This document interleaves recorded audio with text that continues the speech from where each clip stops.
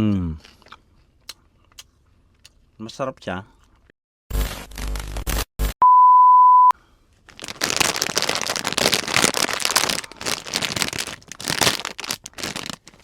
Hi guys, welcome back to my YouTube channel. At yeah, meron tayo ditong Cheetos. Ito yung made in Iran. So tawag dito yung story time. Yung chips na ito ay meron tong special tong chips na ito. Parang maraming mga OFW dito, mostly sa UAE, ang merong mga kwento about sa cheese snacks or Cheetos na ito na gawa sa Iran. So alam niyo ba guys na way back 2014, during that time, ang mga Filipino dito, yung mga OFW or ibang nationality ito ay famous dahil kapag naghahanap ka ng work dito sa UAE, ang kailangan mong mag-change visa or mag-exit is yung walang ibang destination is yung Kish sa Iran.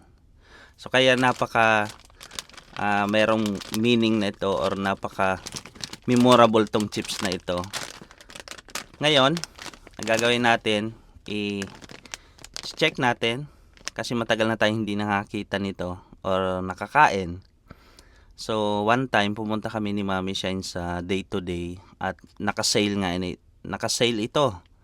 So nabili lang namin to ng 0.50 dirhams. So equivalent to magkano ba sa Pilipinas? So mga around 8 pesos. Mga 8 pesos lang to. Pero yung normally yung mabibili mo sa Iran or sa Kish is mas malaking version dito. Na merong talaga nakalagay na Cheetos. Pero ito kasi ano na siya I don't know kung Arabic ba itong nakasulat dito. Hindi ko matranslate kung ano ba nakalagay dito. Cheetos ba to or what. Pero ito siya, made in Iran. Nakalagay dito, made in Iran.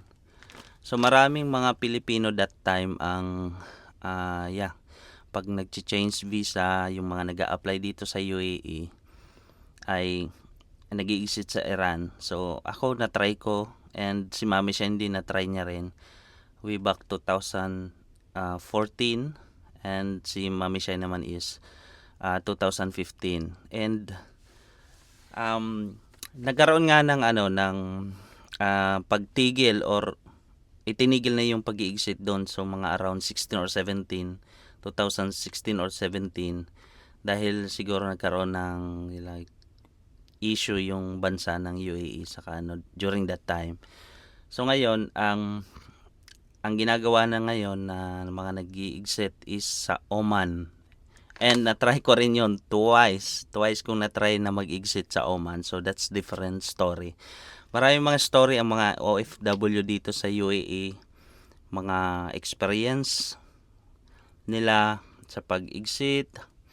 And although free visa tayo sa Iran for like around more than 1 week, kasi ang naalala ko pagka umabot ka ng mga 13 days, yun kailangan mo na magbayad ng visa. Pero less than that, wala talagang visa sa Iran. So napakaganda, napakaliit na island ang Kish Island. And ano siya, it's parang part siya ng Iran, pero meron siyang mall doon. Meron din siyang airport na Kish International Airport. So yung travel pala from Dubai to it takes like more than 1 hour. 1 hour in 9 minutes pagka sinearch nyo sa Google. So let's open na natin tong Cheetos na ngayon lang tayo makakatikim ulit nito. Tingnan natin kung maalala ko pa ba yung lasa nito, no? Parang yung siya sa atin, parang yung pom-poms ba or what. Open na natin. Oh wow, ito siya guys. Look at this. Ano siya, marami siyang cheese powder. Pero yung iba kasi yung pom-pom sa atin, medyo may pagka more on yellow siya. Ito naman, more on orange talaga yung cheese powder. Tikman natin.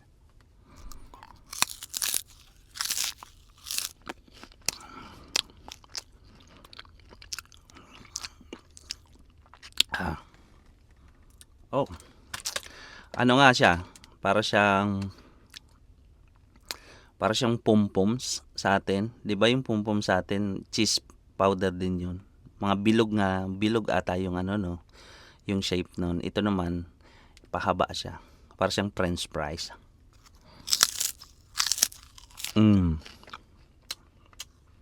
Masarap siya, pero parang meron siyang ibang-iba na rin yung lasa niya kaysa dun sa dati na Cheetos talaga yung malaki.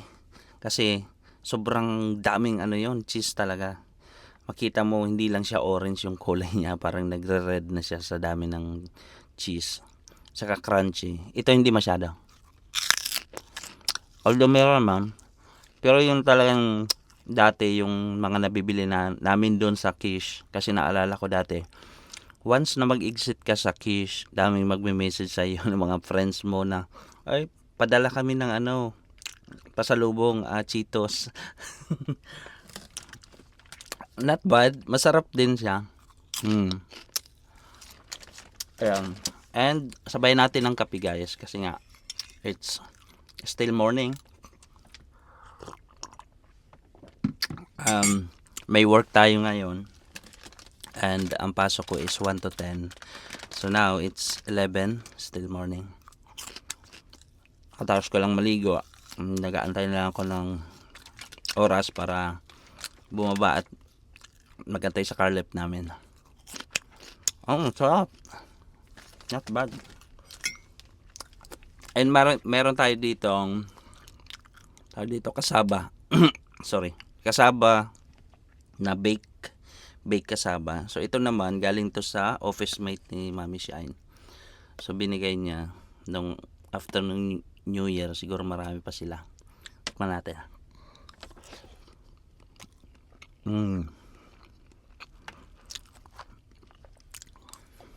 Sarap. Sarap mo yung gatas. So yun na nga guys. Napaka-special nitong chips na ito, as I said, kasi nga ang daming mga Pilipino ang makaka-relate dito. Yung mga I could say mga matatagal na dito sa UAE. Yung mga maabot na ng mga 10 years or more than. Kasi yung mga generation ngayon na mga bagong expat dito sa UAE, hindi na nila maranasan to. And marami nang hindi nakatikim nito. Kung hindi sila bibili nito dyan sa day to day guys, makakabili ka nitong Cheetos na ito. Cheetos, ayan, para siyang pom-poms. Ang lasa.